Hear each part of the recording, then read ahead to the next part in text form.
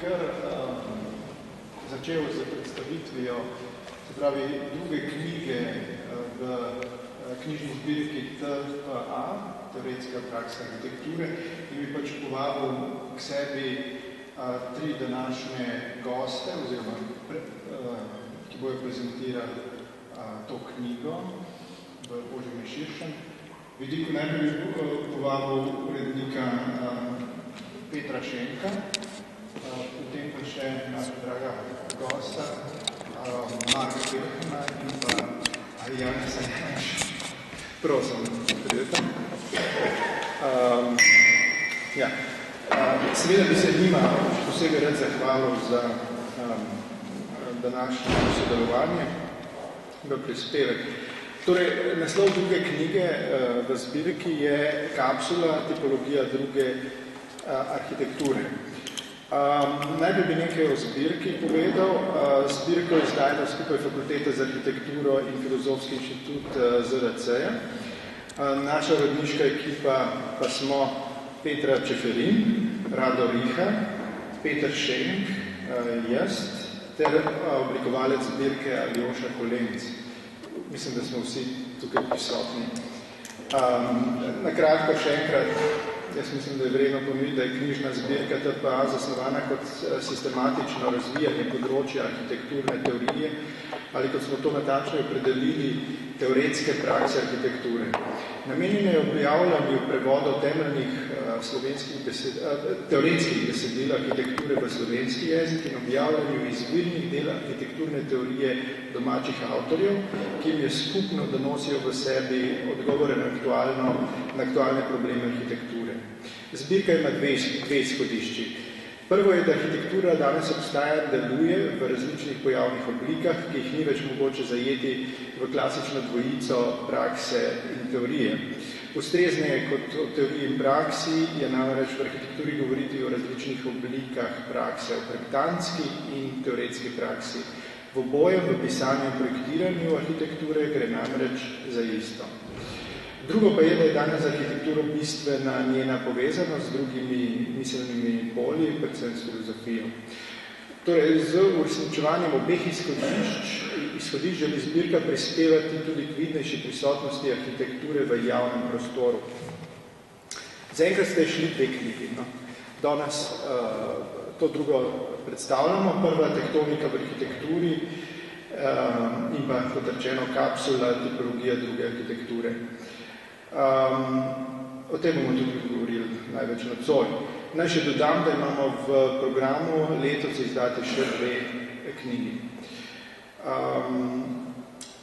Jaz bi dal nocoj poleg promocij knjige, oziroma radi bi dali skupaj prostor tudi našim posebnim gostom, ki se na nek način ukvarjajo s sorodno tematiko. In to sta še enkrat Marko Pelhan, ki bo predstavil planetarna čutila in makrolab, od utopičnih projekcij do geocentričnih refleksij, in pa Janez Janša, ki bo predstavil First World Camp, platformo o zaprtih modusih organizacije sodobnih družb. Seveda, prvi pa bi nam nocoj predstavil oziroma uvedel v te predstavitve, bi nas uvedel Peter Šenk, ki je urednik te kapsule. Kratka predstavitev, dr. Peter Šenk je docent na oddelku za arhitekturo Fakultete za gradbeništvo Univerze v Mariboru in soustanovitelj arhitekturnega biroja Studios Stratum.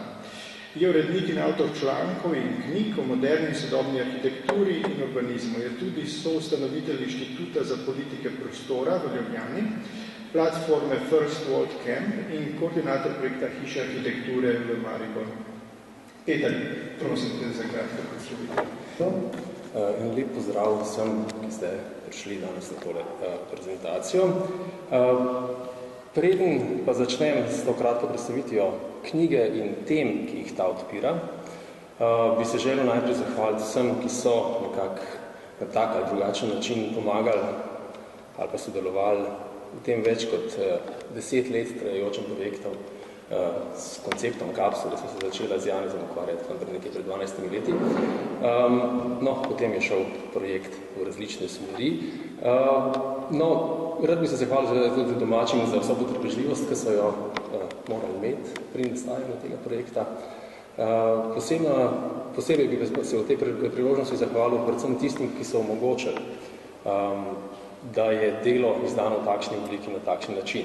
Zato gre v tej zaključni fazi zahvala predvsem založbi ZRC, Filozofskemu inštitutu, uredniškemu odboru TPA in predvsem Petri Čeferin za vzpodbudo, recenzentoma, profesor Erjavcu, profesor Berniku za pripombe in usmeritve in seveda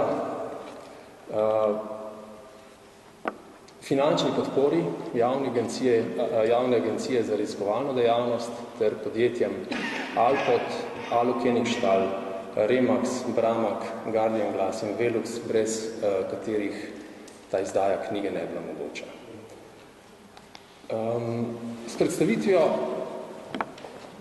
bom pa začel tam nekje, kjer je Petra Čeferin na predstavitvi prve knjige iz zbirke TPA o tektoniki v arhitekturi nekako končala, oziroma jo je zaključila. Torej, z vprašanjem odnosa arhitekture in režima JES, ki ga je ilustriral Remkolk oziroma OMA, in seveda vprašanje je, ali lahko arhitektura ponudi alternativo režimu JES. Jaz se seveda ne domišljam, da bi s knjigo ali pa z današnjo predstavitvijo na takšno vprašanje lahko dal povsem nedvoumen odgovor ali pa nek recept. Vendarle pa so z izbrano temo in obsegom obdelave nakazani pristopi, ki so tako v zgodovini kot v sodobnosti uspeli in uspevajo prespraševati JES režimu podrejene arhitekturne kode. Seveda to ne pomeni, da arhitektura ne deluje znotraj režima. Predvsem v sodobnosti je značilnost teh arhitektur, predstavljenih arhitektur, da delujejo znotraj režima, a ga prav s temi svojo arhitekturnostjo, arhitekturnim delovanjem presprešujejo ali pa mogoče načenjajo oziroma, tako kot se je prejšnjič izrazila Petra, kažejo na njegove luknje. Pri mnogih arhitekturnih projektih opisanih v knjigi gre torej za njihovo notranjo logiko arhitekture, ki ni nujno povsem podrejena temu režimu. In v tem kontekstu je koncept urbanistične, oblikovalske in arhitekturne tipologije kapsule eden od tistih, ki je usmerjen v iskanje druge arhitekture. In ta druga arhitektura je v tem kontekstu arhitektura odpora. Hkrati je to arhitektura odpora proti predvidljivosti tradicionalnega pojmovanja arhitekture, skratka ima tak notranji arhitekturni diskurs, odpora proti konformizmu, ki podpira status quo institucij in naših življenjskih okolij, spravo neko družbeno angažiranost, odpora proti ciničnemu strahu pred zamišljanjem alternativnih možnosti arhitekture same in vizij boljše prihodnosti, skratka, a si upamo razmišljati o nečem, kar je izven tega režima JES in hkrati odpora proti poblagovljenemu in parcialnemu razumevanju arhitekture. V knjigi gre torej za dve glavni temi, ki sta delno obravnavani vsaka zase, potem se prepleteta, spet mogoče nekoliko razideta in potem se spet povežeta. Ti dve temi sta tipologija kapsule in iskanje druge arhitekture. Da malo kontekstualiziram, da bomo vedeli, zakaj pravzaprav gre pri tej tipologiji kapsule. Arhitekturni tipologiji s poimenovanjem kapsula sledimo v sodobni arhitekturi nekje od 60 let prejšnjega stoletja, predvsem z najodmevnejšimi legendarnimi projekti skupin Archigram in japonskih metabolistov. Medtem ko so nekateri drugi arhitekti in skupine sicer že od nekje od 20 let prejšnjega stoletja, predvsem pa v poznih 50 in 60 letih uporabljali tehnološko ali pa tudi znanstveno fantastično estetiko z vidnim navdušenjem nad možnostmi, ki jih ponuja super tehnologija. ali celo izraz kapsula in kapsulacija, so prve samostojne, mobilne, tehnološko opremljene, bivalne in enofunkcijske enote, ki so se imenovali kapsula, pričeli najprej uporabljati predvsem angleški sodobniki, med njimi skupina Archigram, Cedric Price in pa že omenjeni metabolisti, ki so nekaj primerov. V skupini Archigram so se sicer zavedali, da ideja serijsko proizvedenih bivališč z zamenljivimi sestavnimi deli ni nova in so tudi navajali referenčne primere, ki so seveda v knjigi bolj podrobno opisani. Vsi ti primeri pa predstavljajo poskus iskanja tehnološke druge arhitekture, ki so nastajali v obdobju destabilizacije heroičnega modernizma in pa tudi internacionalnega sloga.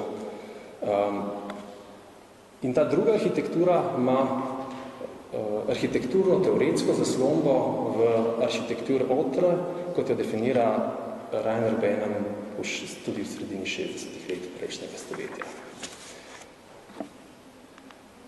Knjiga je v grobem razdeljena na uvodno in 4 vsebinska poglavja, ki si sledijo takole: okvir, potem razvoj, začetniki in sodobniki, katalog, tipologija in njene manifestacije, mediji, tipologija in podoba in na koncu koda nasledi druge arhitekture.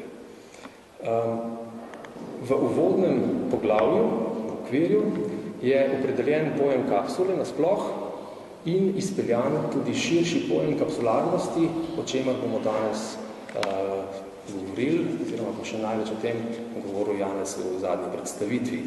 Gre za nek tak razširjen pojem, ki se iz koncepta kapsule tudi v sodobni teoriji, sodobnih teoriji prostora in filozofiji uporablja za zamejene ali pa nadzorovane teritorialne enote, kot so gated communities, skratka zamejene stanovanjske skupnosti, potem shopping centri in podobni, recimo transportna vozlišča, ki so izrazito kapsularne entitete in za katere jaz potem uporabljam izraz kapsularnost ali pa kapsularne teritorialne strukture, da se ločijo od teh kapsulnih enot ali kapsul, ki so dejansko arhitekturna tipologija. V prvem poglavju z naslovom Razvoj, začetniki in sodobniki sledimo izvorom in razvoju koncepta kapsule skozi teoretske koncepte modernizma in družbeno-politično situacijo po drugi svetovni vojni. Obravnavan je funkcionalistični pristop, vprašanje eksistenčnega minimuma, prefabrikacije, mobilnosti in pa seveda strojna estetika internacionalnega sloga, ki so že pred drugo svetovno vojno dobili kritične in tudi radikalne tehnološke izpeljave. V tem kontekstu s pregledom dela Buckminsterja Fullerja in uporabe njegovih izumov in v radikalnih okoljih kontrakulturnih gibanj v ZDA na eni strani prikazujem nabor zgodnih odzivov na diktat modernega gibanja pod taktirko Ciama, v kontekstu seveda hladne vojne in kulturnih ter prostorskih razsežnosti uporniške povojne generacije, predvsem v ZDA. In prav ti primeri so bili neposreden ali pa posreden vzor, referenca ali pa tudi inspiracija mnogim drugim eksperimentalnim praksam drugod po svetu, ki so proizvedle bolj tudi to tipologijo kapsule, ki se je tako tudi imenovala.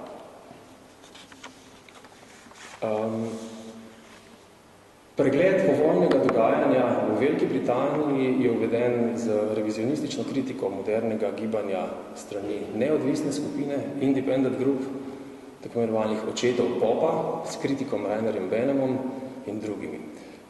Preko novega brutalizma, kot ga definirata Ellison in Peter Smithson, s protokapsulno arhitekturo hiše prihodnosti, to je ta House of the Future, pa so prikazani tudi izvori, razvoj in prve zasnovi bivalnih enot imenovanih kapsule skupine Archigram in Cedrica Pricea na otoku, in to se je zgodilo nekje v letu 1964.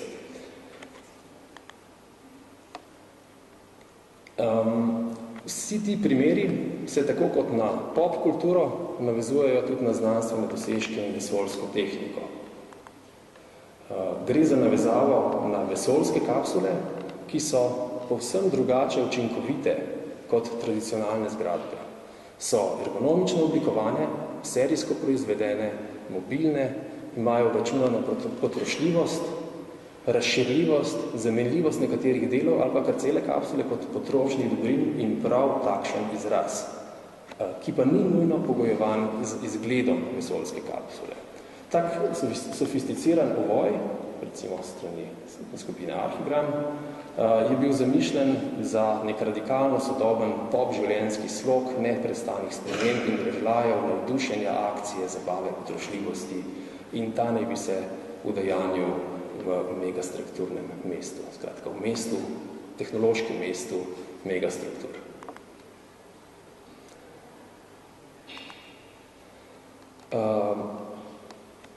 Koncept kapsule na Japonskem pa je hkrati navezan na narodovo kulturno izročilo, vendar preoblikovan pod pritiskom povojne družbene realnosti.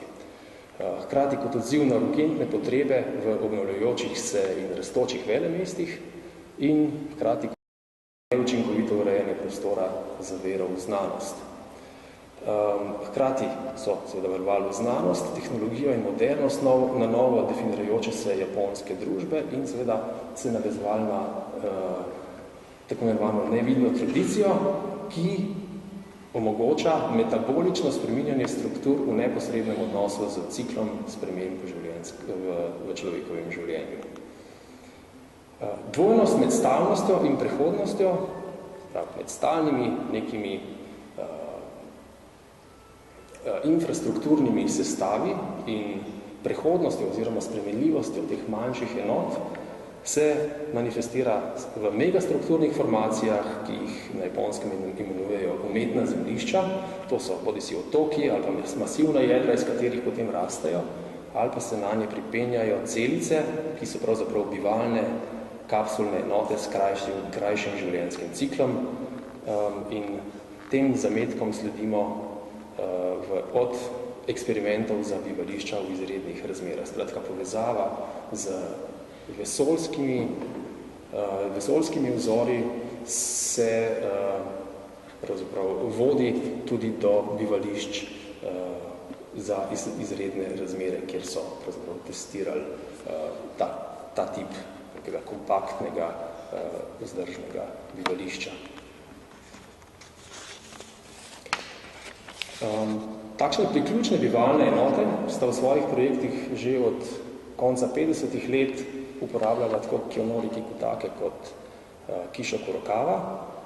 Samo poimenovanje za kompaktne, povsem opremljene mobilne bivalne enote kapsule pa je nekako na Japonskem še iz druge polovice 60-ih let, ko te na Japonskem postanejo neka prevladujoča praksa kljub redkim izvedbam.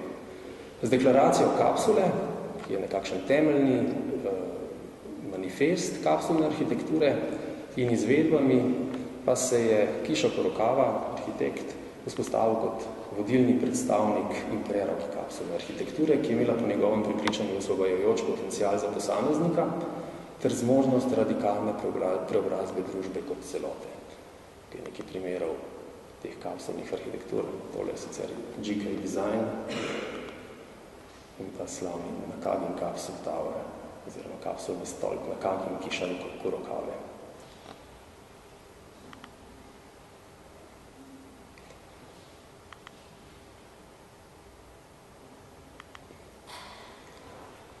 V naslednjem poglavju z naslovom Katalog, tipologija in njene manifestacije je na podlagi analize pionirskih primerov iz prejšnjega poglavja predstavljena taksonomija, ki obsega dva glavna tipa kapsulnih enot.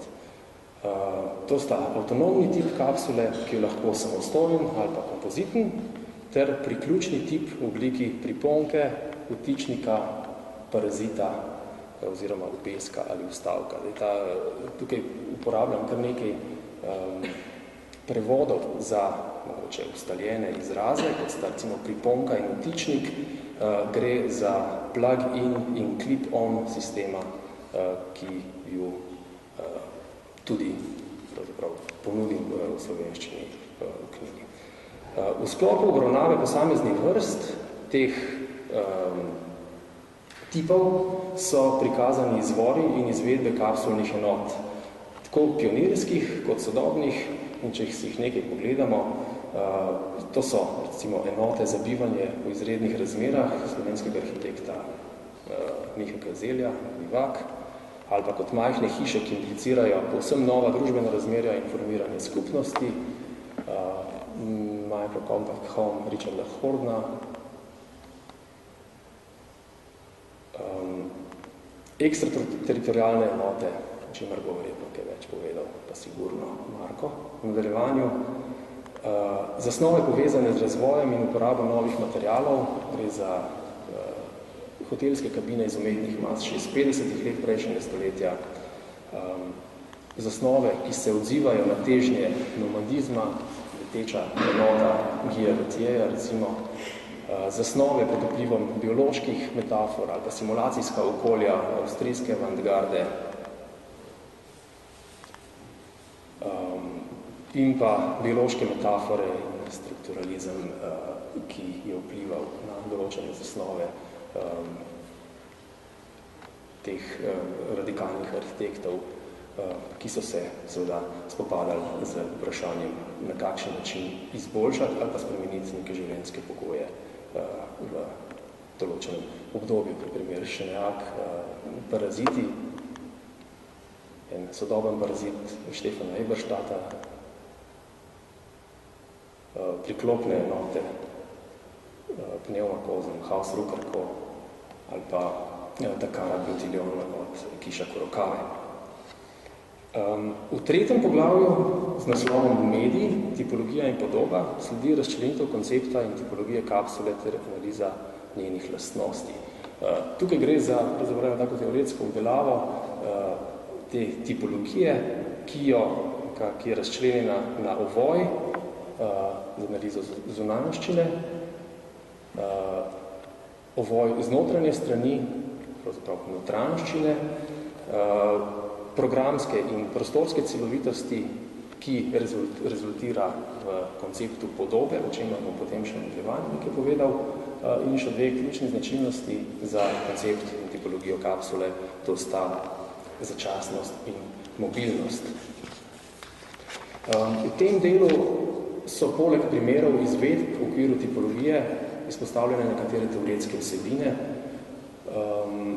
kot so individualizacija, iskanje umika iz prenasičenega sveta čutnih držlajev ali zlitja z njim, družba nadzora, simulacija in resničnost zasebnega in javnega prostora v družbi spektakla, potem razmerje med lokalnim in globalnim, domom in krajem, in seveda tukaj tudi vprašanje prebivanja v sodobnosti, zunaj, znotraj, vključevanjem in izključevanjem, identiteto, potrošništvom, komodifikacijo in potrošljivostjo vsega, tudi prostora. Z začasnostjo in mobilnostjo ter vzpostavljanjem razmerja med funkcijo in reprezentacijo te obravnavane teme, koncept in tipologijo kapsule opredeljujejo v sodobnosti generečnega prostora tokov, omrežij in druge moderne ter problematizirajo potencialno svobodo posameznika v njej. Skratka, tukaj se vzpostavljajo tudi vprašanja oziroma razmerja do tistih teoretskih nastavkov, ki so jih manifesti ali pa neki opisi, mogoče tudi utopični, delovanja kapsul v pionirskih časih naslavljali kot izrazito osvobajajoče. Za mnoge obravnavane primere velja, da reprezentacija ne odstopa od stvarnosti funkcije in ustroja samega objekta in je pravzaprav njegova prezentacija, kar bi lahko primerjali s pojmom podobe, ki označuje kot pribenemo več kot njegov videz. Ta podoba, ki mora omogočati neposredno razumljivost, je pravzaprav arhitekturni pogoj. S kompleksnostjo naloge uskladiti ustroj, funkcijo in reprezentacijo v neko predočljivo celoto, pa je v nekem takem interdisciplinarnem delovanju, kar tipologija kapsule pravzaprav nekako zahteva, tukaj pa je izpostavljena ključna vloga arhitekta. V sklepnem poglavju z naslovom koda so obravnavane značilnosti nekaterih pristopov, ki v arhitekturi sodobnosti vidijo možnost proaktivnega in kritičnega odziva na to stanje režima jaz, sodobnosti in arhitekture v njem. In tukaj so ključne usmeritve uporabljene za preveritev kritičnega potenciala tipologije kapsule. Najpogosteje ponavljajoče se za tipologijo kapsule ključne teme, kot so tehnologija in arhitekturni izraz drugosti, vprašanje doma, posameznika in skupnosti, odnos do zemlje in navezanost na kraj, ideja umika in avtonomije, sobivanje nasproti ter sočasnost delovanja. Se to je nekako skozi te teme je nakazana možnost kritike in subverzivnosti in potencialnega iskanja druge arhitekture v neposredni sodobnosti. Če tole predstavitev nekako sklenem z napovedjo tistega, kar sledi, bi si še dovolil tak kratek uvod v to. V času nastanka samosvoji in še danes aktualni koncepti in pristopi kot na primer ne hiša, resnični stroj za bivanje, kiborška arhitektura, pop arhitektura, uporaba materialov takšnih kot so, se pravi as found, potem koncept plug-in, priponka, clip-on, so v orbito arhitekturnih tipologij v 60 letih prejšnjega stoletja lansirali tipologijo kapsule, ki je popolnoma redefinirala koncept osnovnega gradnika arhitekture. Če bi prej osnovni gradnik arhitekture, nek stavbni element, člen, opeka, mogoče kakšna traverza, kakorkoli že, je odtlej to lahko enofunkcijska ali pa bivalna, minimalna enota, ki se imenuje kapsula in ta se odtlej naprej sestavlja v večje sestave. Sicer pa ta tipologija kapsule deluje skozi dvojnost omogočanja svobode, seveda zaradi same mobilnosti in prilagodljivosti, jo lahko vsakdo odnese kamorkoli in vključi in pripne tudi kamorkoli. Hkrati pa zagotavlja nadzor nad nezaželenimi zunanjimi vplivi. Skratka, gre za nek ovoj, ki preprečuje vdor nekih zunanjih tudi medijskih informacij, ki bi lahko škodno vplivali kakorkoli na individu. Kljub vznesenim idejam osvoboditve pa ima tudi distopičen pol, ki se manifestira v komodificirani izključenosti s posledico zapostavljanja javnega prostora.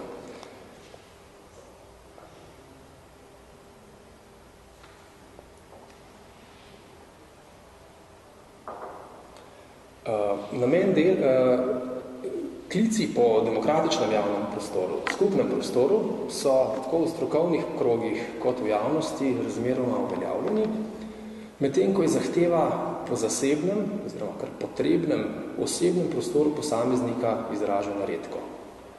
Zato je namen tega dela, predstavitve te tipologije kapsule, tudi klic k nekakšni, jaz sem to narekovaj imenoval, dialektičnih rehabilitacij kapsule kot tipologije, ki je kljub možni problematičnosti navezal na prostorski kontekst in kot potencialno nadzorujoča priprava za pogojevanje ali pa celo za eugenično preoblikovanje telesa, tudi poskus zagotavljanja kontemplativnega okolja, ki posamezniku omogoča samorefleksijo in nekako dovršuje klic za vsakoga lastna soba. Posledično povzbudi razmislek o arhitekturnih instrumentih tudi za morda zgolj utopično odgovornejšo ter bolj heterogeno družbo, o čemer so seveda pisali ti pionirski zanesenjaki kapsulne arhitekture.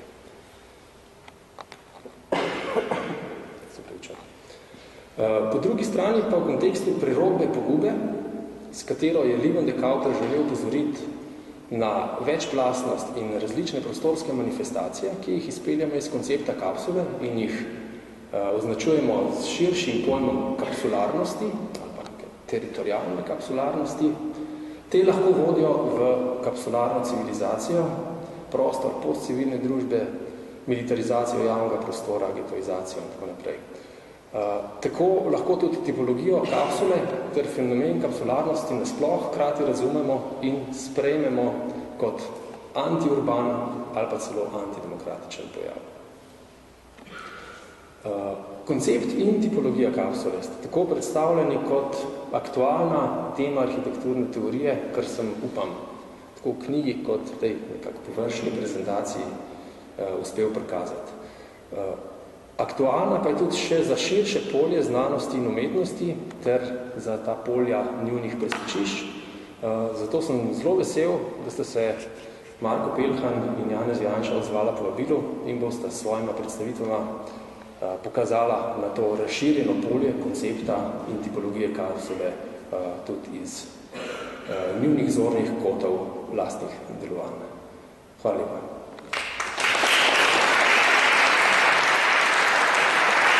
Dobar večer, sem hvala lepa za ta uvod.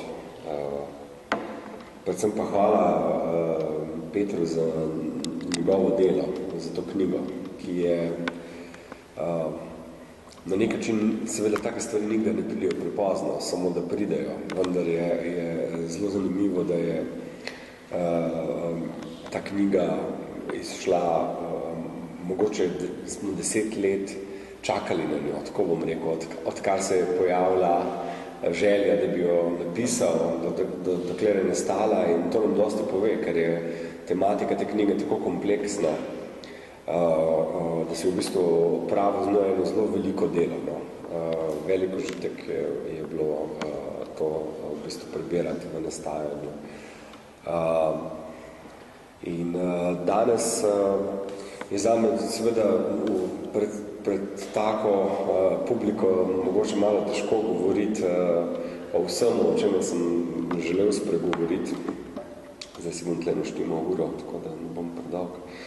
In bom začel seveda s tistim, kar vse najbolj zanima, odkje sploh mogoče ta ideja makrolaba prihaja, zakaj je makrolab dejansko nekoč bil mikrolab, kot je tebi prej šlo, in zakaj v bistvu je to projekt, ki še vedno ni končan. In moram nekaj moj tekst prebrati. Samo da ga najdem.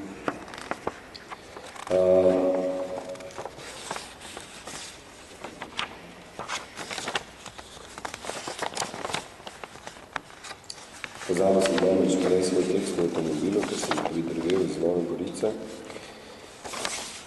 ampak sem ga našel.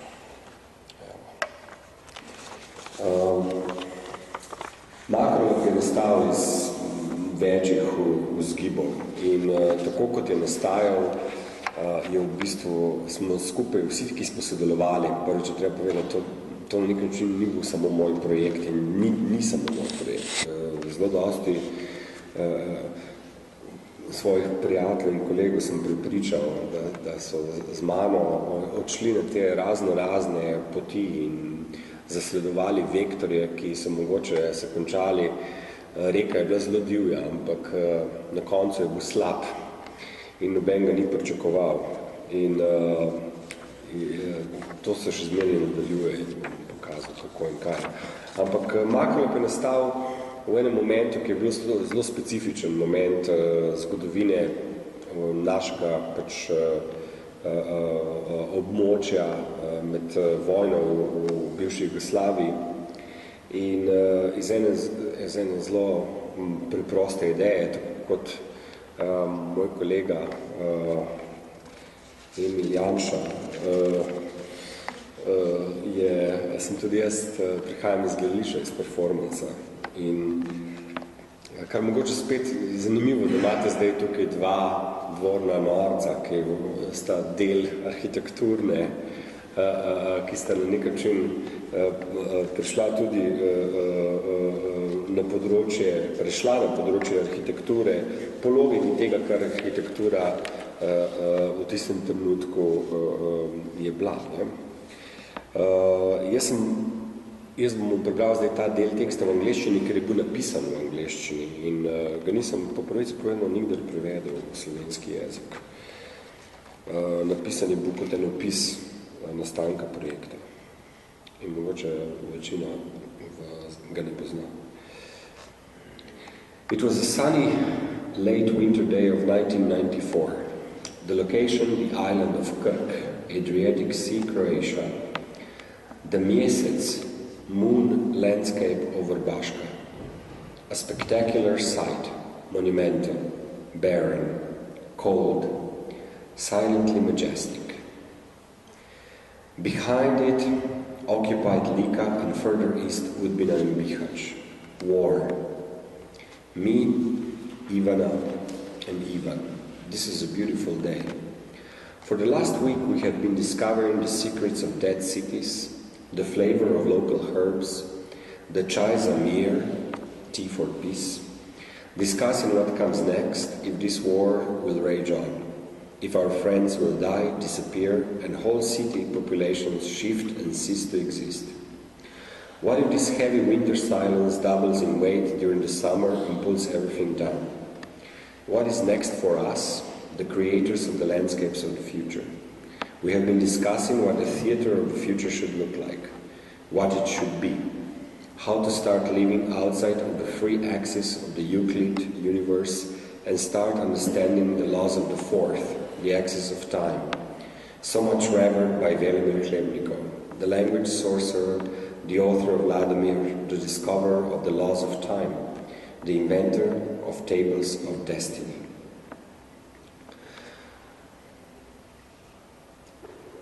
And what, se pravi, to, kar je bil Makrolab, sem potem malo kasneje opisal še v enem kratkem delu tega teksta. What appears on the horizon, Makrolab appears on the horizon and walks slowly forth. On it, the sailors of Ladomir work the spinnaker of thought. Large sails propel it forward. A complex mechanism allows its legs to lift and twist. There are no metal noises. The materials are new and unknown. It does have legs, and it looks like an insect. It has the functionality and energy balance of a bee and the armor of an Armageddon cockroach. In potem, ko sem ta tekst napisal, tekst je bil namenjen enemu performancu, ki nam bi se zgodil na tem področju tega, kako se da zdaj moj kontroler, Meseca na Krku, sem se srečal z mojim dragim kolegom in prijateljem Jurijem Krpanom in smo v bistvu začeli arhitektom, ne? In smo začeli razmišljati in sanjati, kaj bi ta Makrolab lahko bil, kako bi nastal. V resnici smo hoteli narediti gledališki oder, ki bo preživel to vojno in vse druge vojne, ki so ji sledile.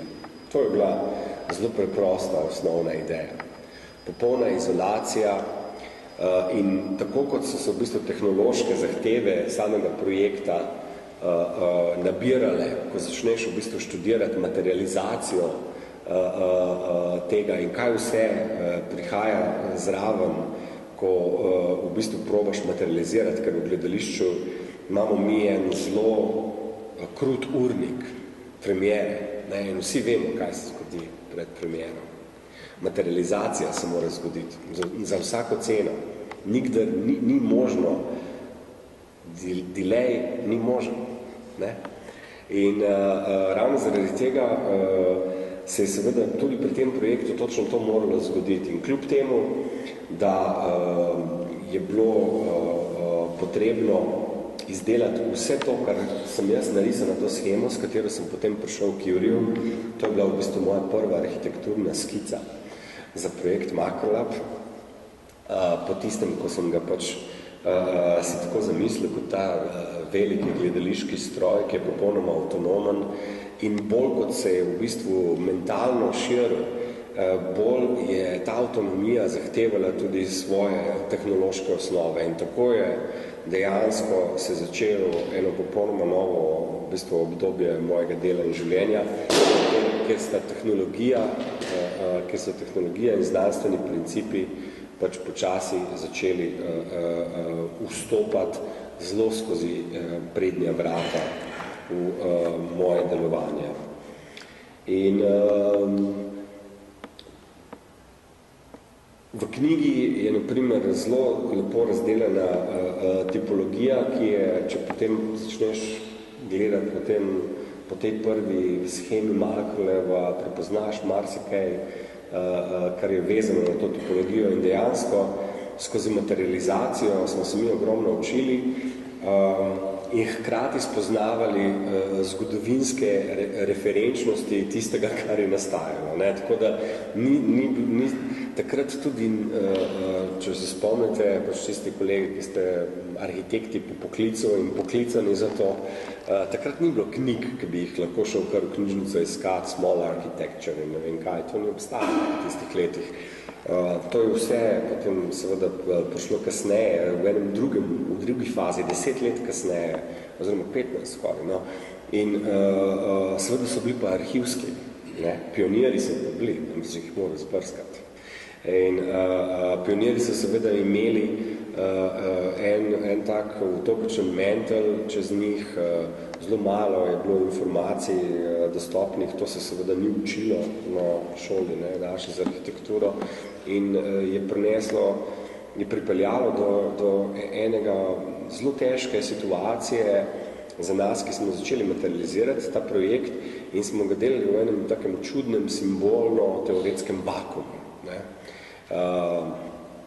Seveda je postavil si potem ene svoje okvirje, ki so bili vezani na ta 3 velika vprašanja, ki sem jih jaz z Malcolmom odprl in zakaj, ko sem probil sam sebi razložiti in vsem, ki so sodelovali v vseh letih pri projektu, se pravi ta pogled na elektromagnetni spektr, pogled na migracije in na vremenske sisteme in klimo. Na te 3 v bistvu osnovne makroekološke globalne sisteme, ki jih ne moremo v bistvu s pravim še danes nimamo dovolj močnih računalnikov, naprimer za napovedovati vreme več kot tam, od 5 do 10 dni, ne? Odvisno v katerem delu sveta pač, kaj napoveduješ, ker so modeli različni.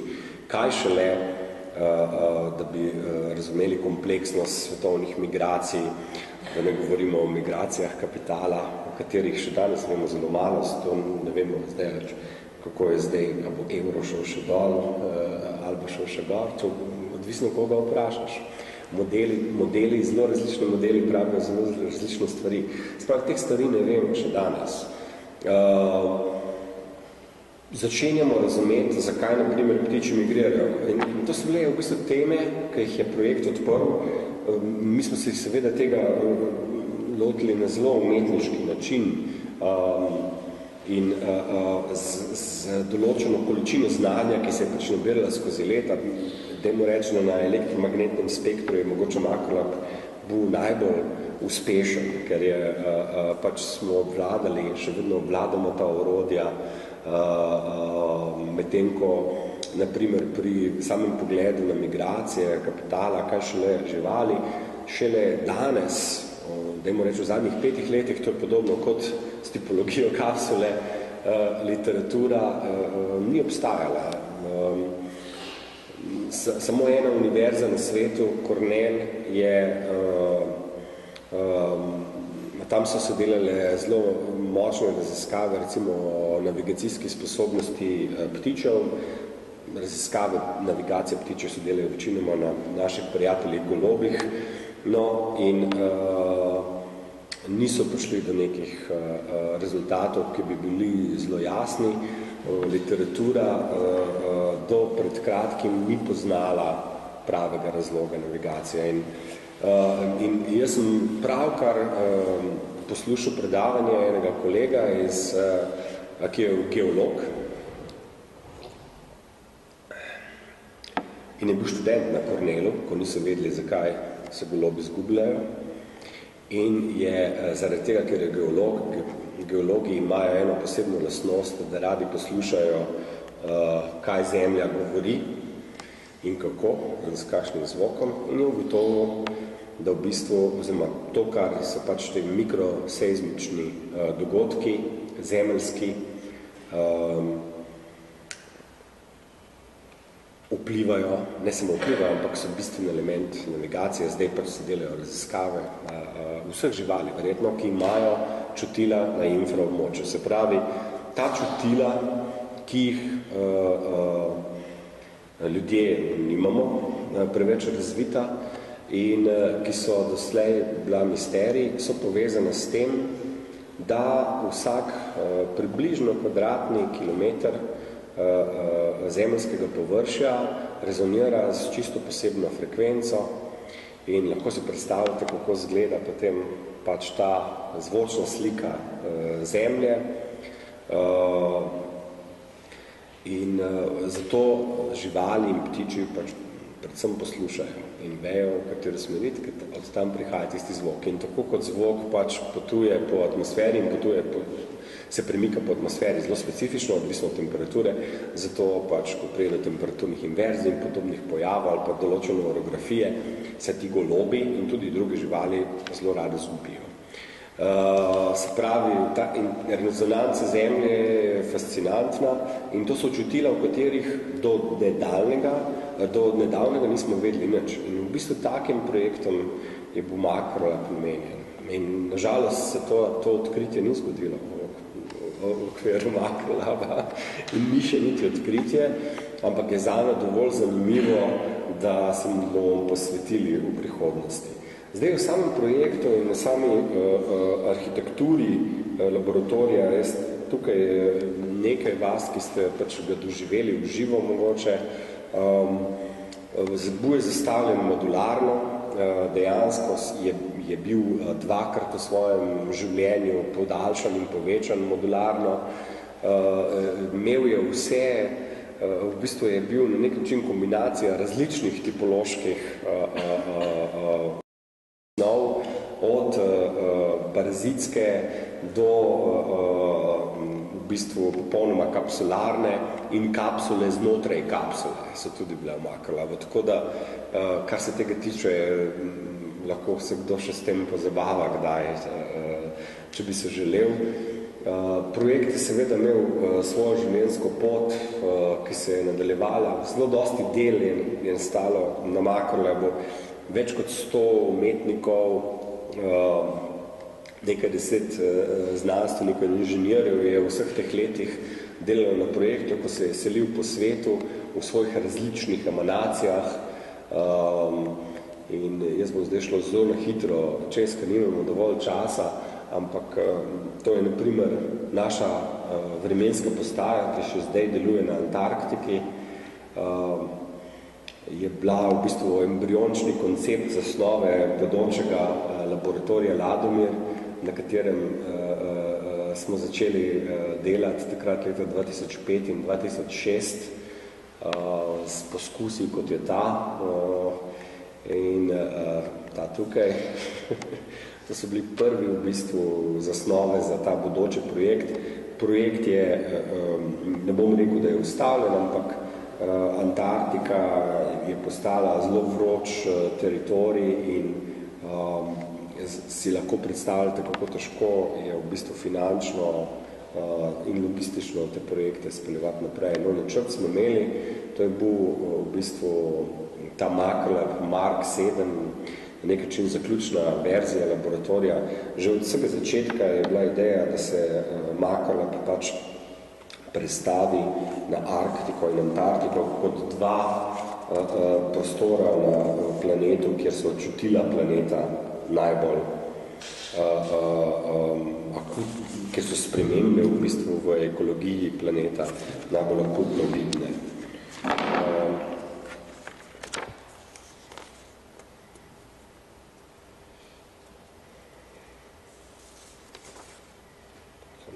Mislim, da imam eno pošček.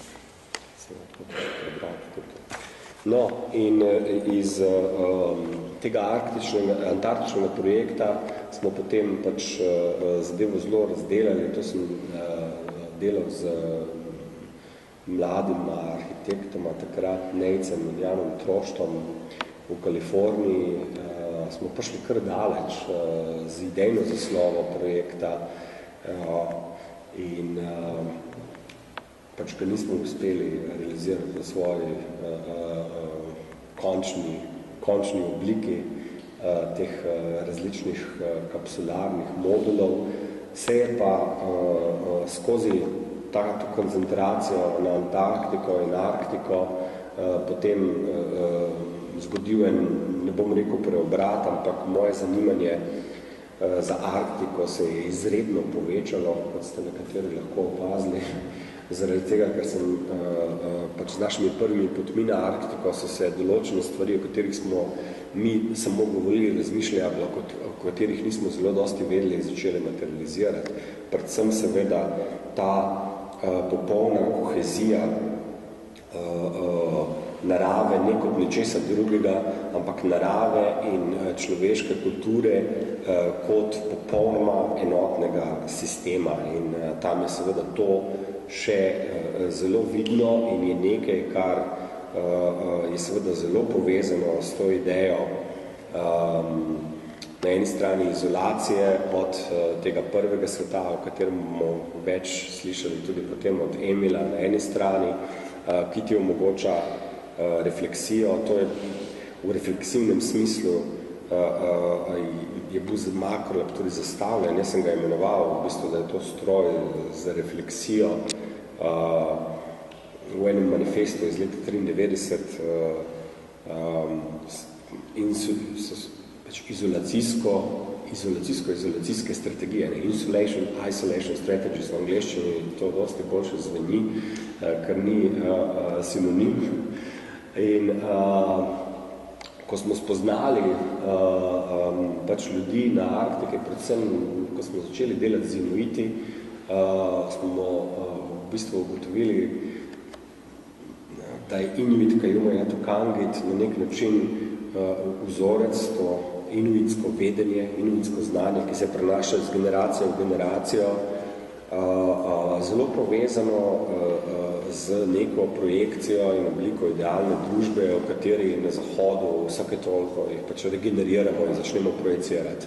Tam je pa to nastalo pač skozi teh 5000 let izkušnje življenja v eni zelo posebni sinhroniji in enotnosti s tem, kar imenujemo narava, čeprav je seveda to zelo skonstruirana narava in to tudi taka, kot jo vidijo ljudje, ne samo na sebi, seveda deluje po popolnoma drugih principih. Problemi Arktike in Makrolaba so na nek način eni in isti, teme so iste. Mi smo na Arktiko odšli z idejo, da bi Makrolab tam postavili in smo se z Arktike vrnili z vedenjem, da Makrolab tam ni potreben, ker Arktika v celoti že deluje na nek način kot ta laboratorij.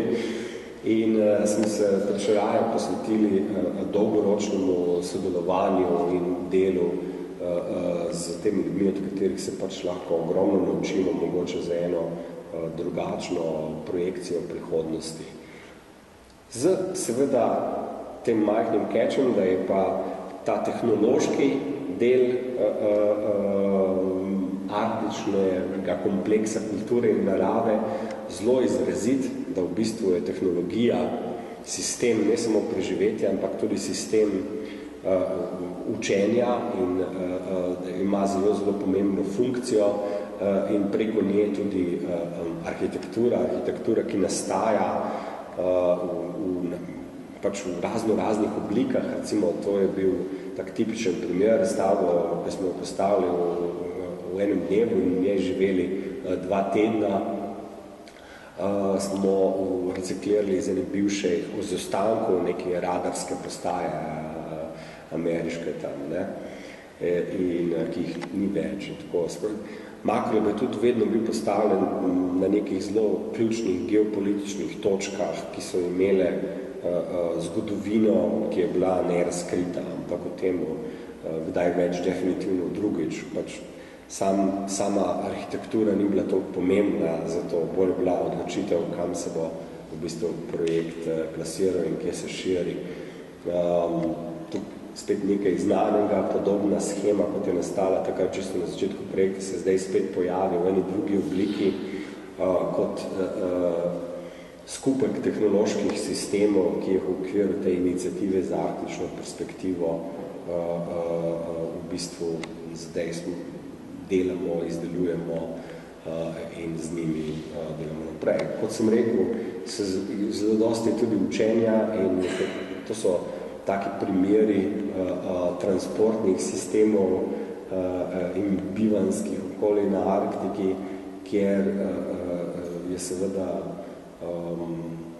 ta kapsularnost upisana v osnovne ključe preživetja, delovanja in življenja. In zato je, recimo, tukaj smo en workshop naredili, kako bi en tak kamutik obdelali z srednješolci v enem arktični vasi, ki se ji reče Mitimatilik. In imeli smo tudi arhitekturni natečaj, na katerega se ni nihče iz Slovenije prijavil. Več kot 150 prijav je bilo z celega sveta na ta arhitekturni tečaj kapsulne arhitekture. To je bilo leta 2010. In to so 3 taki zmagovalni projekti, kako se tam reče. Sami smo tudi delamo naprej na tem nivoju, to je naš Kalitak, grom po slovensko. En izmed tehnoloških sistemov, ki je izšel iz samega projekta Makrolaba, so bile ta brezpilotna letala, ki so zdaj zelo popularne tukaj v Sloveniji in s katerimi delamo predvsem to, da lahko z njimi seveda kartiramo področja, kjer delujemo, izmenjujemo to zahodno kartografijo z tradicionalnim vedenjem in znanjem in izdelujemo skupaj z ljudmi malo drugačne karte teh območij.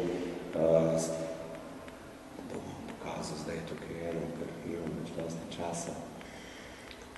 To smo tudi naredili, to je ena taka predstavitveni sistem za te podatke daljinskega zaznavanja. V resnici je računalnik v kovčku, ki ga lahko vneseš na Arktiko, brez da bi se bal, da bo vse skupaj umrlo. In delamo na senzorskih sistemih, ki so v bistvu uporabljani strani Inuitov, kjer se podatki zbirajo in nastajajo take karte, kjer kolonialne nazive in kolonialna imena zamenjujejo tradicionalni opisi teh področij. In to je tak dolgoročen projekt, ki je dejansko direktno nastal iz Makrolaba in teh njegovih 3 interesov. Eno izmed gesel, avtonomija preko tehnologije in to bi se lahko bilo tudi geslo za kapsularno arhitekturo v vsakem primeru. Toliko bi jaz povedal zdaj o teh projektih, seveda bomo imeli potem še question and answer session, zdaj bo imel kolega Janez nekaj o prvem svetu. Hvala Peter za vabilo in čestitke za knjigo in tebi in tudi zbirki, ki se počasi začenja uveljavljati. To vabilo je tudi nek pogled v preteklost. Najbrž v času, ko je tudi tvoje zanimanje za kapsularnost, iz te perspektive bom govoril, na nek način srečalo tudi moje zanimanje, predvsem zato, na kakšen način se sploh ukvarjati z vojno. Takrat je na mene zelo vplivala potem, ko naj bi končno bil konc vojne v Jugoslaviji in posledic. Nam je so zelo vplivale neuspešne demonstracije v 600 mestih po celem svetu, približno en mesec pred začetkom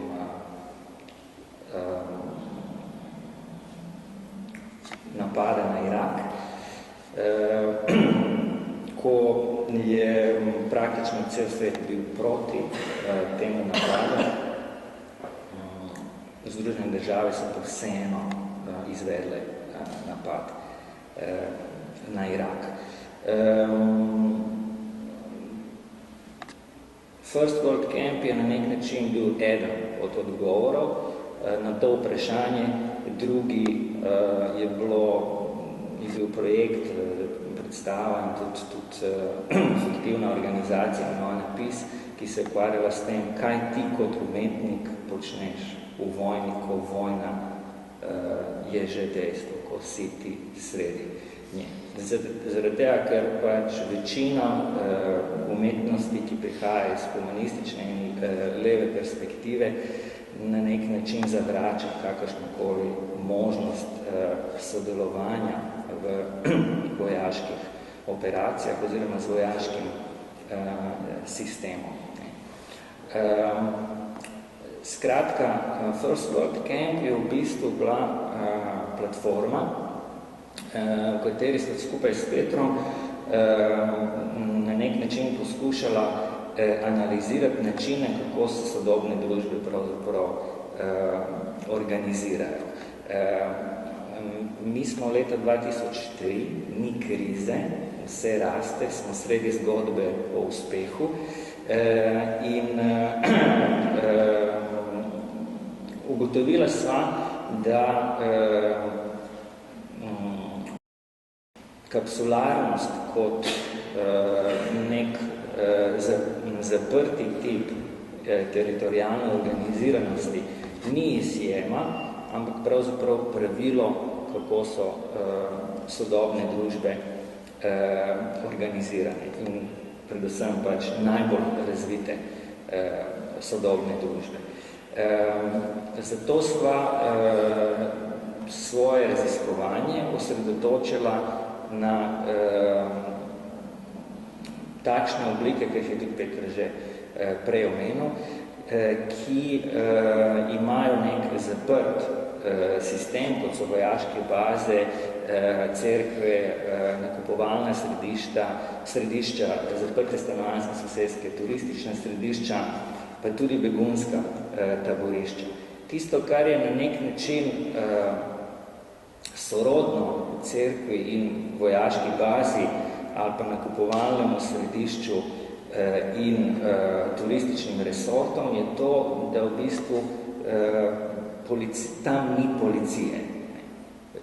V BTC-ju nikoli ne boste srečali policaja, kot ga ne boste srečali v vojašnici ali pa v cerkvi. So na nek način eksteritorijalne enote, eksteritorijalni kapsularni fenomeni, seveda, ki pa pač imajo svoje specifičnosti. Drugo, kar jih druži, je tudi to, da imajo večinoma svojo ločeno pravno regulativo. Bodi si zato, ker so v zasebni lasti ali pa zaradi tega, ker so ločeni iz zakona. Niso samo, so izločeni. Ne samo, da so ločeni, ampak so izločeni.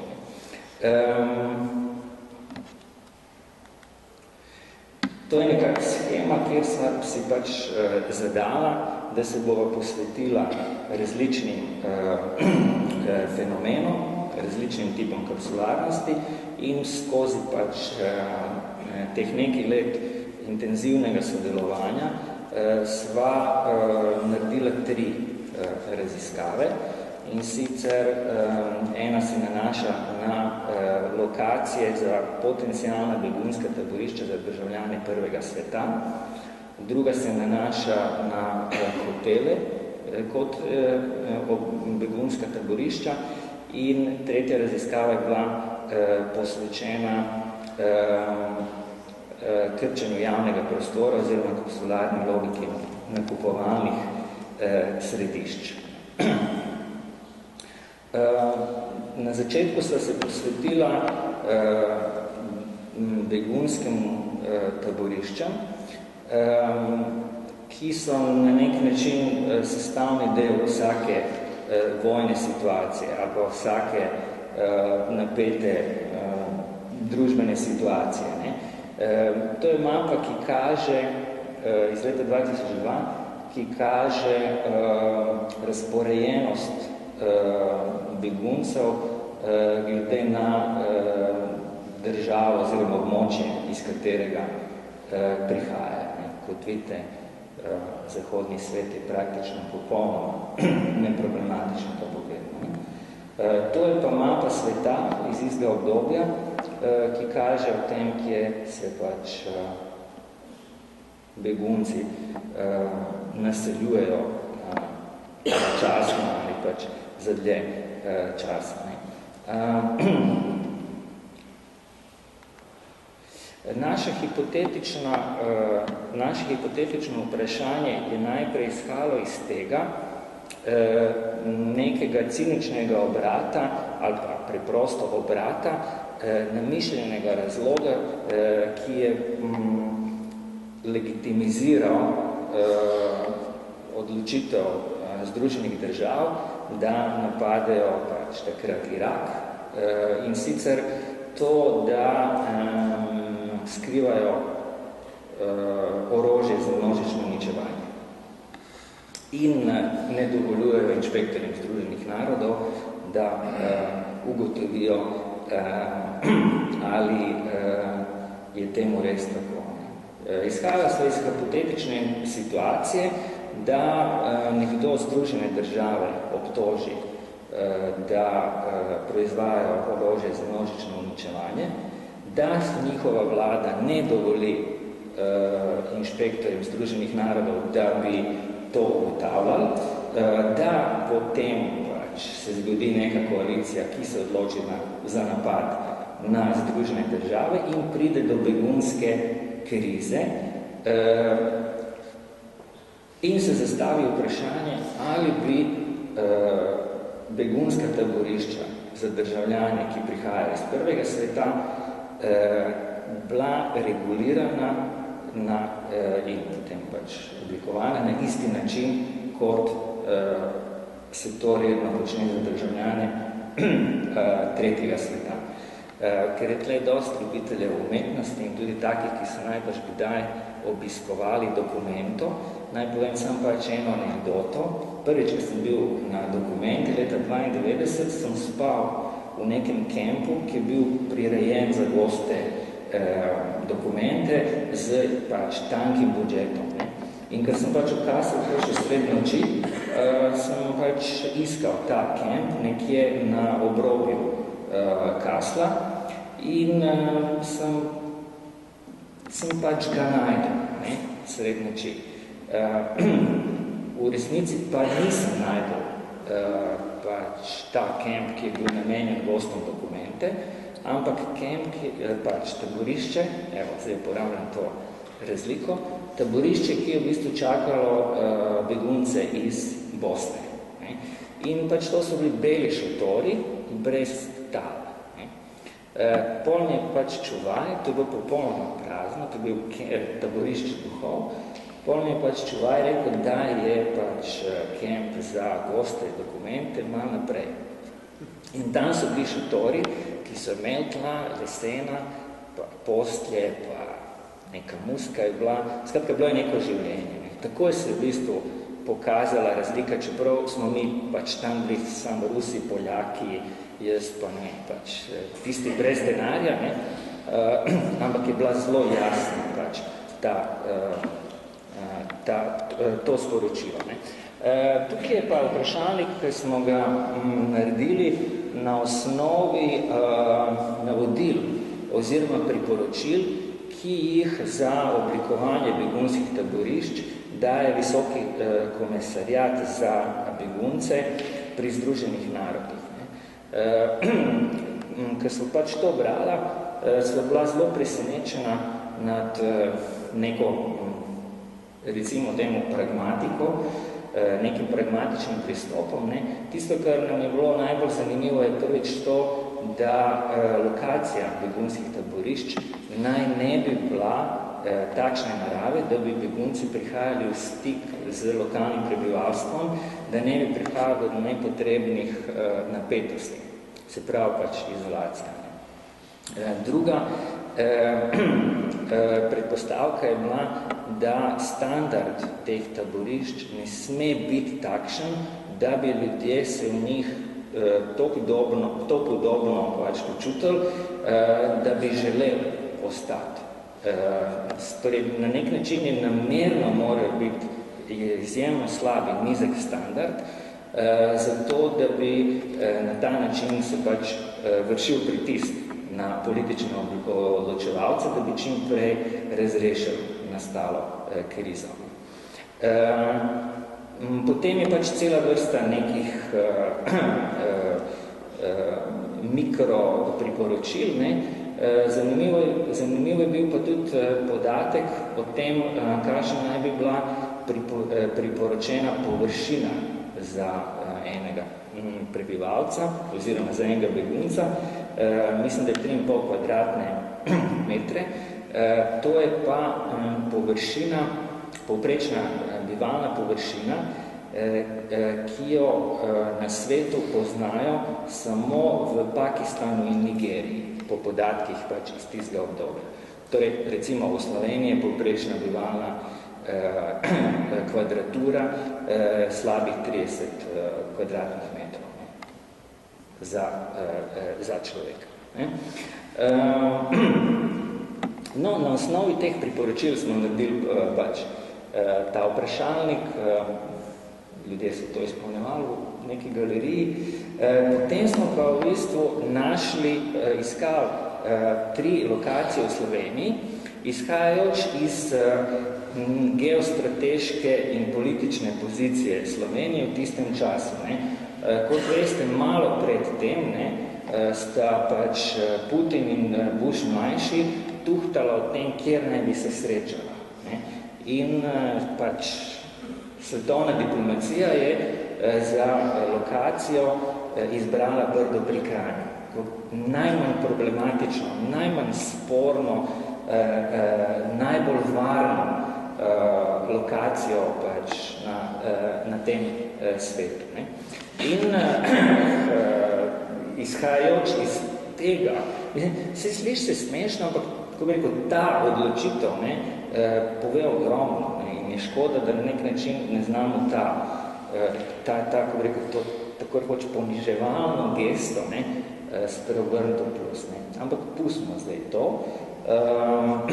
Osredotočila se na 3 lokacije v Sloveniji, enkrat, ko smo ugotovili, da je to pač najbolj varna in nekonfliktna država pač za velike sile. Iskala so pač 3 tipa lokacije, in sicer odprto, zaprto in prepustno. Ne. To je pač lokacija, ki je odprta. Ne. Gre za bivše letališče pri Senožečah, če se ne motim. Peter je, ne? Divača, ja. To je bivše vojaško letališče, zdaj mislim, da je še malo turistično. V glavnem,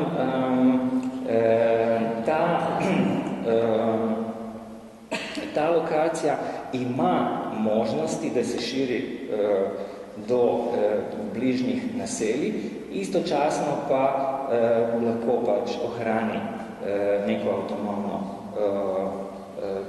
pozicijo. Druga lokacija je nekje od Knežaka noter, skratka, popolno nasprotje, zaprta je, izolirana z vseh strani in na nek način deluje kot trdnjava. Tretja lokacija je tudi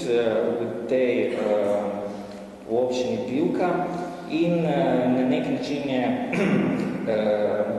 lokacija, kjer se v bistvu taborišče nadaljuje iz naselja in na nek način lahko infrastrukturo črpa iz lokalne infrastrukture v naselju, ki je čisto zraven. Valjda vsaka od teh lokacij potencialno lahko popolnoma drugače funkcionira, kot je recimo nastavljena z neko tako urbano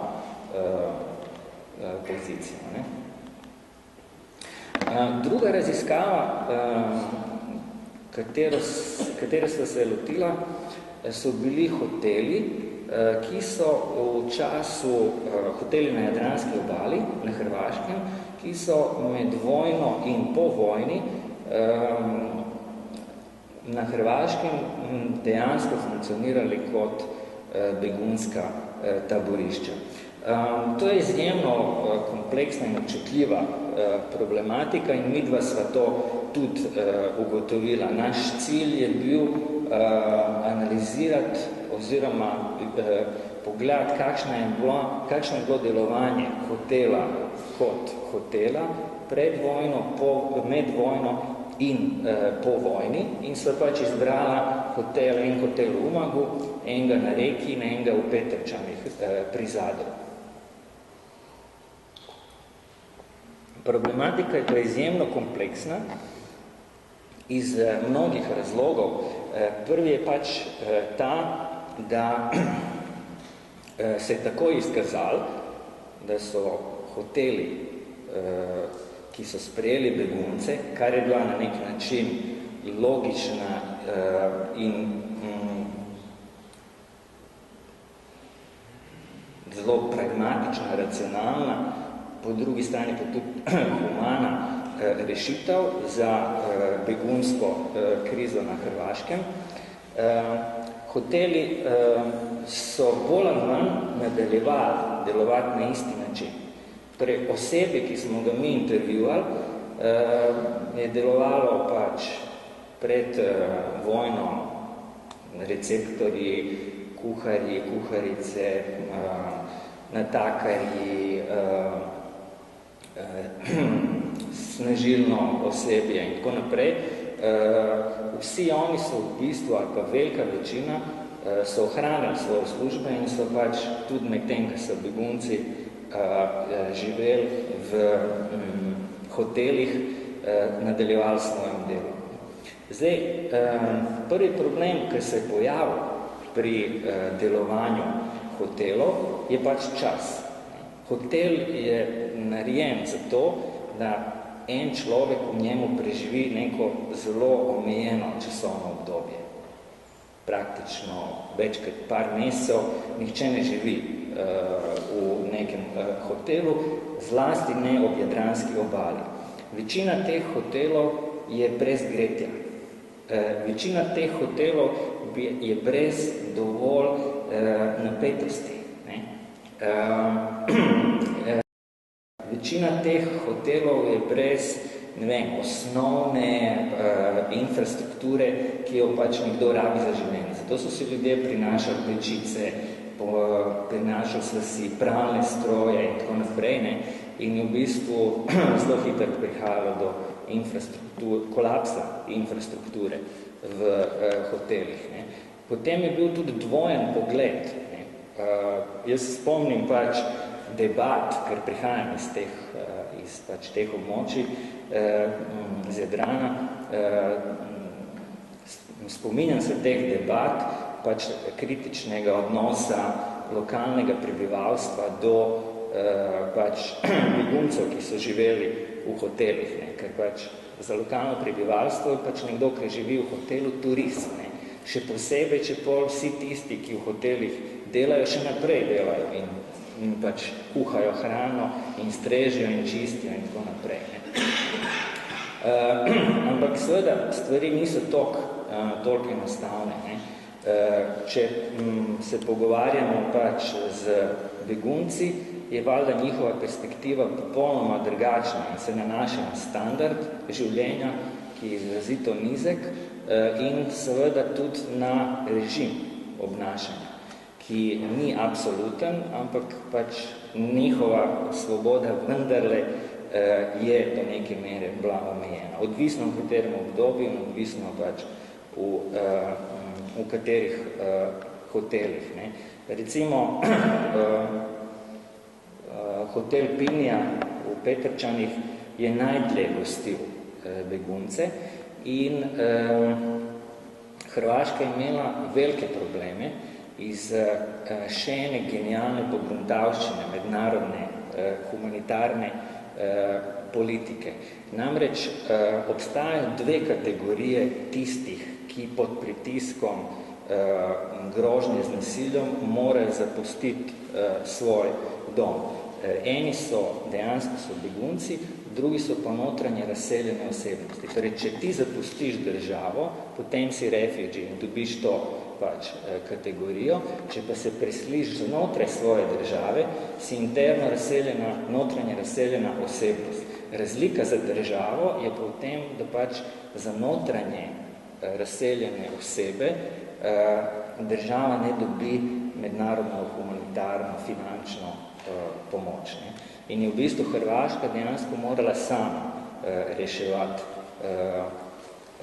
to vprašanje in direktor tega hotela nam je rekel, da so dobivali 2 evra na dan za osebo. Torej, toliko je hotel dobil. Ne?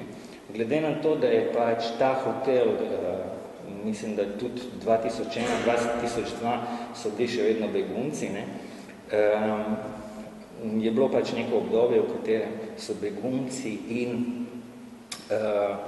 turisti istočasno bivali v hotelu. Ne? To se lahko mogoče sliši tako, pač, kot neka kontradiktorna in situacija polna tenzij, ne? Ampak pravzaprav je danes to popolnoma normalno. Ne? Če recimo sledite pač te development procese in investicije v Londonu, kjer se pojavlja pač vprašanje, ne, da zaradi cen stanovanjskih površin bo pač London samo mesto, v katerem bojo bogati živeli, ne, in bo skolapsiralo in bo prazno mesto duhov. In pač zdaj gradijo bajte, luksuzne bajte, ki imajo pač neko krilo oziroma en del, kjer lahko pač živijo tudi vsi jih privoščijo pač prebivalci z bistveno slabšim ekonomskim statusom, samo oni imajo drugačen vhod, ne, in prav nobenega stika ni med enimi in drugimi. Ne.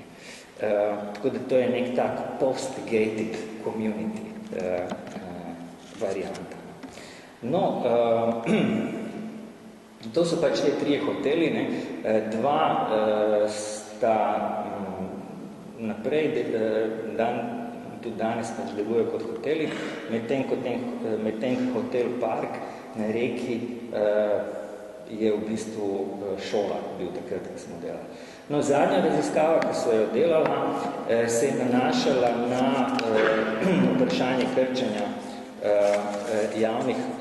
javnih površin. Lotila sva se skozi zelo preprosta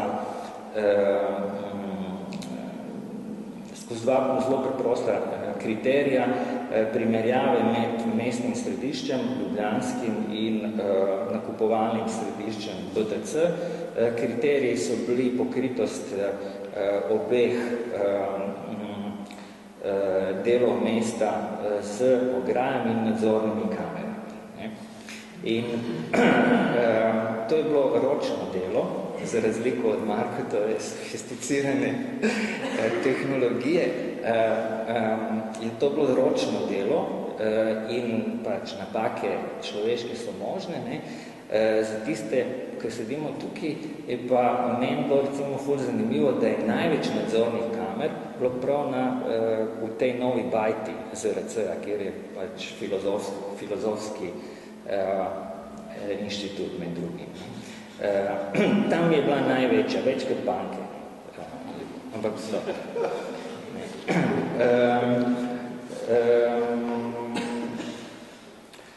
Ugotovila so, da je takrat bilo 187 nadzornih kamer v strogem središču, za BTC pa niso štela, zaradi tega, ker je že na vhodu piše, da je celotno območje pod video nadzorom. Torej, število kamer ne igra nobene vloge, ker ni slepih peh. In niti ni potrebe po tej spektakularnem razkazovanju novih tehnologij, ki si jih recimo ZRC lahko privoščil. Skratka, pač spet smo se zastavili vprašanja regulative, zaradi tega, ker recimo nakupovalnih središč, nakupovalna središča imajo funkcijo javnega prostora. Ogromno ljudi se tam prebiva, vsakodnevno nahaja. Ogromno je tudi pač nekih vsebin. Ne. V resnici so pa to prostori, ki so v zasebni lasti, imajo izrazito strogo regulativo. Ne. In kadarkoli v bistvu razmišljamo o tem vprašanju krčenja javnih površin in javnih prostorov, je mogoče najbolj za začetek pogledati regulative, ki jih imajo zasebni prostori ali pa javni prostori. Zasebne inštitucije, javne inštitucije, korporacije in država. Ne. Ob vsem, ko bi rekel, spoštovanju do anarhističnih in liberalnih nagnjenj in tako naprej, ne, mislim, da če primerjamo, da če se je treba na nek način odločiti med dvema zloma, ne, državo ali korporacijo, je država še vedno bolj mehka kot korporacije. Ne. In v tej raziskavi smo pač tudi na take ugotovitve naleteli. To je pa, te rdeče črtice so lokacije kamer, če se ne motim. Ja, to so lokacije kamer. Hvala lepa.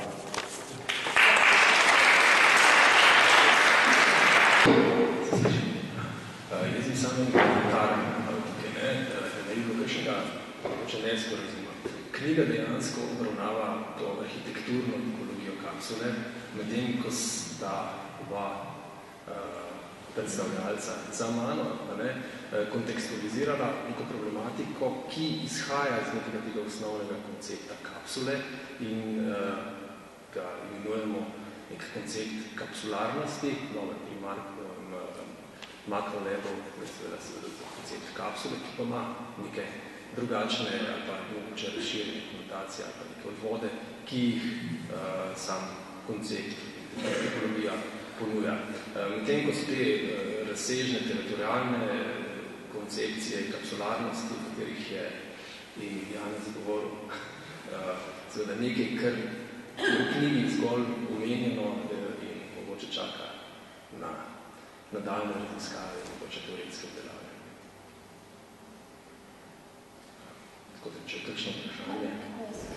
Sem učenjali.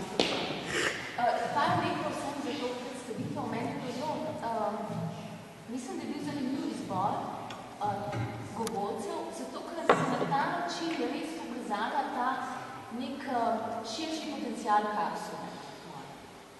Ta širši potencial je pa dvojen. Malo kot se je pokazala kot v bistvu neka možnost, oziroma nasploh, čeprav razumem, ko me pozdravite, da gre za neko možnost izločitve iz družbe, v bistvu neke možnost izolacije, ki pa ne ima tudi v primeru možnost avtonomije, v bistvu kot nek subversiven, pozitiven, kritični potencial. Medtem, ko v Janezovem našem skupni raziskavi je pa ravno te kapsule kot ravno tisto, kako izločiti nekoga, predvsem pri begunskih taboriščih, da ga lahko nadzoruješ, da ga lahko v bistvu spraviš na ravno v popolnoma odvisen položaj. Tako da, to, kar je bilo zame zanimivo, je v bistvu videti ta vpliv arhitekture na družbo, ali pa na posameznika, kako lahko je nekako represivna ali pa nekako mogoče sam tako, da ne vem, če se strinjate s tem ali ne, no, mogoče komentar, eno vprašanje za Petra, a je ta ideja, ta dvojni potencial, prisoten že v samem izhodišču ideje kapsule, so ti ljudje, recimo Benham in drugi, razmišljali o tem, so se že ukvarjali s tem? To je bilo eno vprašanje. Za Markota se mi zdi zanimivo vprašanje, da se pri izhodišču postavi kapsula arhitektura, v bistvu, ko si pokazal graf materializacije ideje v letu 94, to je bilo zelo zanimivo. To je bila tvoja materializacija ideje. Tako je zatem prišla kapsula kot materializacija ideje, ne kapsula, ampak Karpanov paviljončen, da se motim, ki je tudi materializacija ideje verjetno. Ali je kapsula pri tebi, ta kapsularna arhitektura, ta forma, sestavni del tvojega projekta? Ali ne? Na kakšen način se to povezuje s tem, kar delaš? Zdaj pa Janezu nima vprašanja, samo je fascinirala posebej ta hotel. To se mi zdi neka izjemna situacija, ki je ta heterotopija mogoče. Kako je turistični objekt hkrati begunski center. To bo komentar.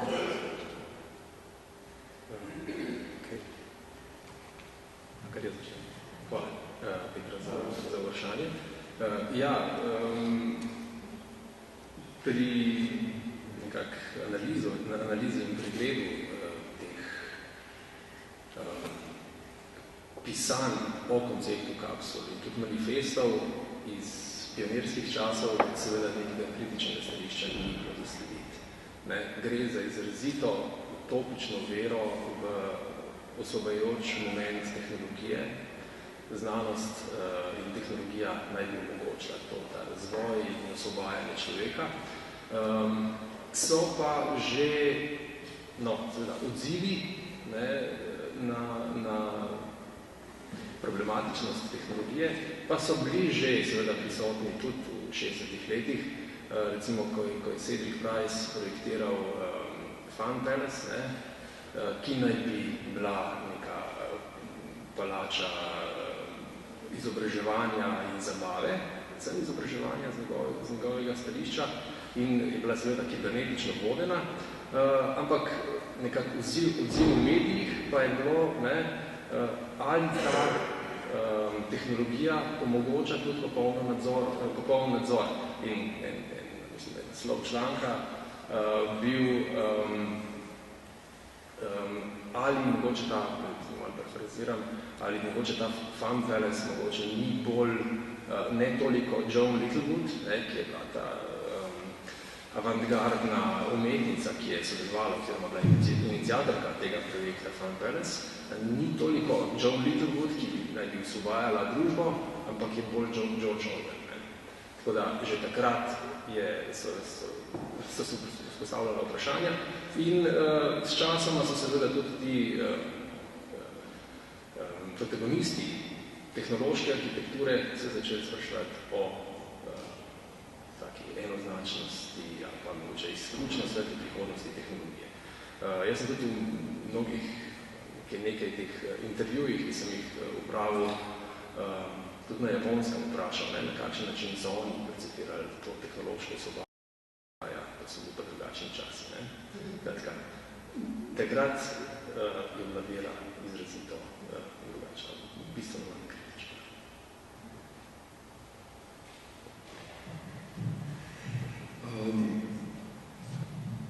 Tako kot je, če sem prav sploh razumel vprašanje, tako kot je Makrolab nastajal po enem relativno klasičnem arhitekturnem principu, na eni strani. Na drugi je bila pa seveda zelo močna veja in vektor tehnologija, ki je definirala pristop k konstrukciji materialov in tudi želenim učinkom. Se pravi, ena zelo zanimiva kombinacija se je tam zgodila. In ko smo pač šli gledati provenienco te tehnologije, ki jo uporabljamo, se je dosti krat začela pri določenih vojaških tehnoloških sistemih. Tam so najprej bili razviti, potem so bili prešeni in ko začneš potem pač gledati skozi zgodovino, med drugim tudi človeka, ki je izjavil, in ki je rad tehtal hiše, da je danes svet preveč nevaren za karkoli drugega kot utopijo, opak ministerja Fullerja, je seveda on prvič zaživel in zaslužil svoj konceptom, ko je prodal geodesic dom ameriškim marince, kot to potujočo modularno, hangarsko arhitekturo. Tako da te povezave so bile skozi zgodovino, nikdar niso bile neutralne. In jaz sem se tega zavedal od začetka, od predprojekta. Predprojektu je bilo to že opisano od njega, tako kot je pač nastajal, tako je ta dvojnost z njim, s projektom samim tudi rasla. Reflektivnost je pa opisana, bila spet na drug način, skozi je šlo za tekst. Tudi ta schema govori o jeziku, da metatekstualna osnova, osnova projekta, da je določeni metateksti in določena metaznanja in vedenja, predvsem metaznanja. Tako da iz tega je pač izhajala in analitično in seveda tega nisem teoretik arhitekture in analitično bi se dal zelo lepo pogledati, v bistvu, kako je ta arhitektura, ne klicati paviljonček, makro, ker ni bil noben paviljon, bil stroj. Je stroj, se je tam v središču enkrat, tega nisi nikdar videla, v živo. No, se zgleda verjetno, ko je paviljon, ja. No, in arhitektur, mislim, ko pogledaš pa njegovo dejansko notranjost in kakšen sistem so vse bili vzpostavljeni, da je omogočal to bivanje, to izolacijo in ta reflektivni pogled na svet. Ideja je bila vedno seveda umik, zato da bolje vidiš, daljinsko zaznavanje. Je zelo zanimivo analitično bi bilo to razdelati zdaj, pa pogledati zdaj, od kje kaj prihaja. Predvsem pa mene so vedno tudi fascinirali to, kar je tudi potem Peter zelo lepo pač ker je knjiga nastala v taki obliki, kakšni je, povezal in seveda, da so vse te zanimive zgodovinske navezave, tako formalne, kot principielne ali pa metodološke, razpoznavne, ampak mi smo pač do njih prišli po neki drugi, malo taki convoluted poti. Ti nisi bil vprašanje.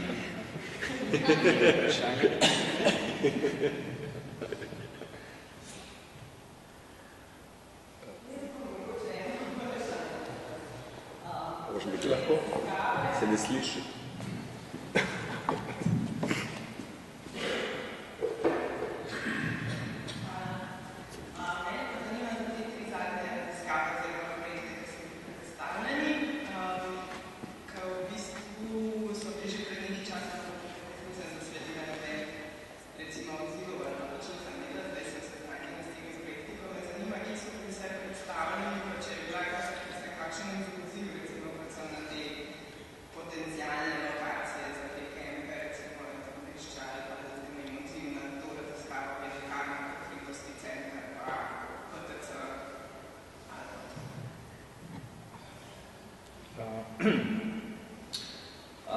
Največ zanimanja za te lokacije je bilo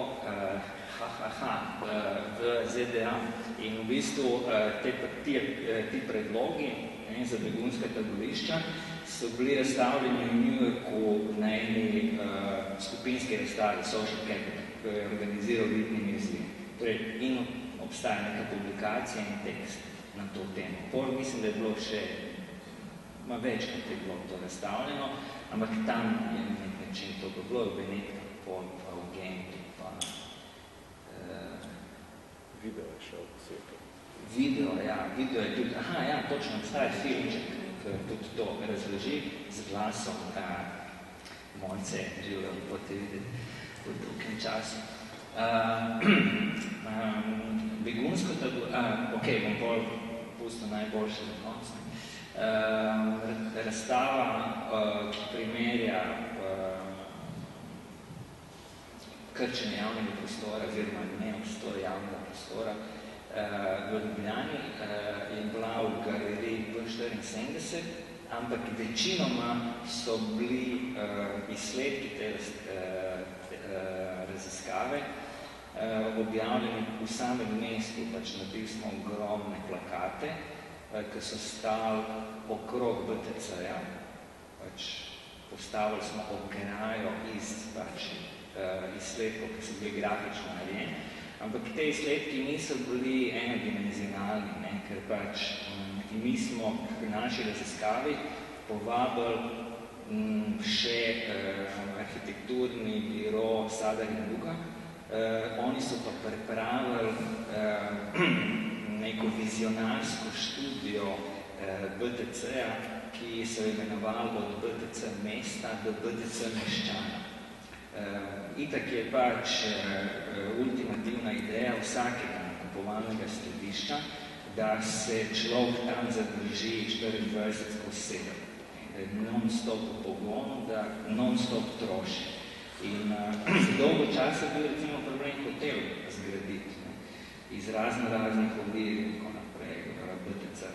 Skratka, del tega je bil tudi njihov projekt in to so bili plakati, ki so šli okrog in okrog BTC. Najbolj kontroverzne reakcije so bile pa valjda pač na Hrvaškem zaradi tega projekta, kjer v bistvu je bila dosti močna reakcija strani aktivistov, češ da uporabljamo pač nek zelo občutljiv problem za pač neke naše umetniške ambicije in tako naprej. Takrat so ugotovila, da je ta problematika silno občutljiva. In midva se jo lotila tako rekoč hladno tehnokratsko po eni arhitekturni metodi, nemški, če se ne motim. Ja, analiza po Neufertu.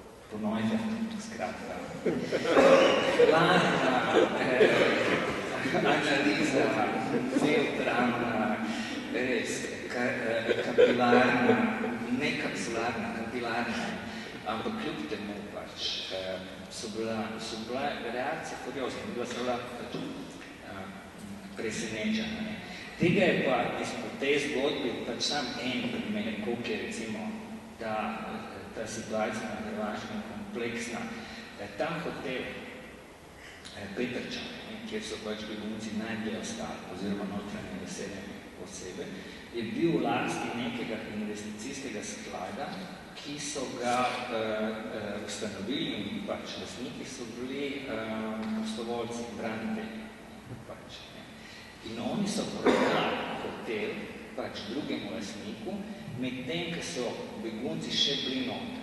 Skratka, in tako naprej. Jaz bi sam tole dodal, da ni šlo za neko tako cinično analizo po Neufertu. Šlo je dejansko za analizo, kaj se dogaja z eno strukturo, ki je razmeroma zaprta, recimo hotelska struktura, katere funkcije po Neufertu ima, ko je zgrajena, kaj se zgodi, ko pride do izrednih razmer in kaj se zgodi potem. Kar bi lahko tudi bila kritika Neuferta, kako pa si nekdo upa narediti vse programe, ki morajo biti za hotel, ali pa nek pravilnik, ki obstaja v projektantski praksi. Zakaj? A ni mogoče dobro razmišljati tudi o kakšnih izrednih razmerah in predvideti mogoče neke prostore, ki lahko spreminjajo svoj značaj, mogoče na nek heteroskopičen način, ali kakorkoli že, in s tem omogočajo, da neka arhitektura bistveno bolj deluje.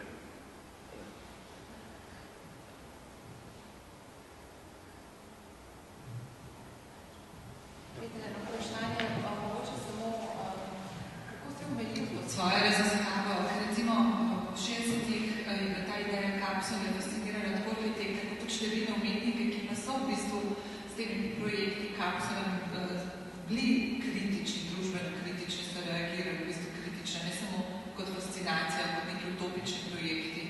Kako si, ti si, ne poznam knjige še dovolj dobro, kje si naredil to mejo, da je recimo med ravno arhitekturo, umetnostjo, mogoče med oblikovanjem.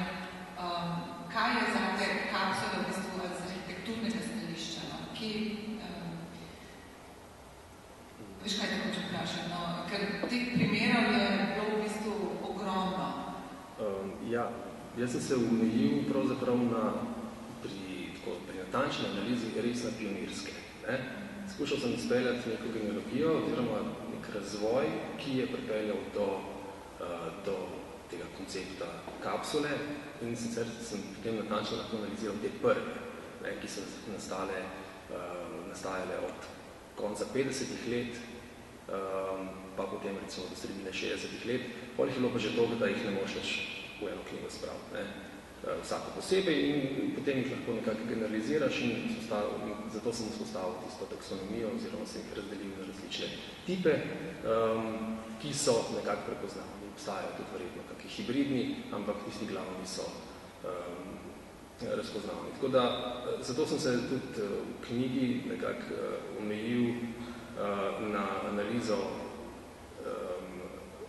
izvornih konceptov, ki izhajajo iz eksistenčnega minimuma od kongresa CIAM leta 1929 Frankfurt, potem eksperimentov Buckminsterja Fullerja, hkrati njegov vpliv na kontrakulturo 60-ih let v Združenih državah in pa teh dveh ključnih praks, pravzaprav eksperimentalnih praks japonskih metabolistov in pa kroga v zasednikom Tyson v Veliki Britaniji.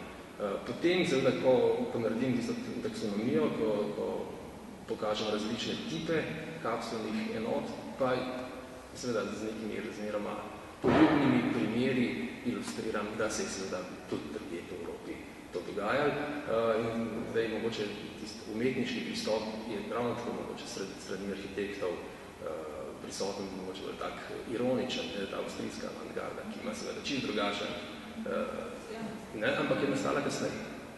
Niso to zgodna 60 ali pozna 50, ampak je druga polovica 60-ih in 70-ih let, kjer arhitekti in umetniki zelo reflektirajo ta vprašanja tehnologije.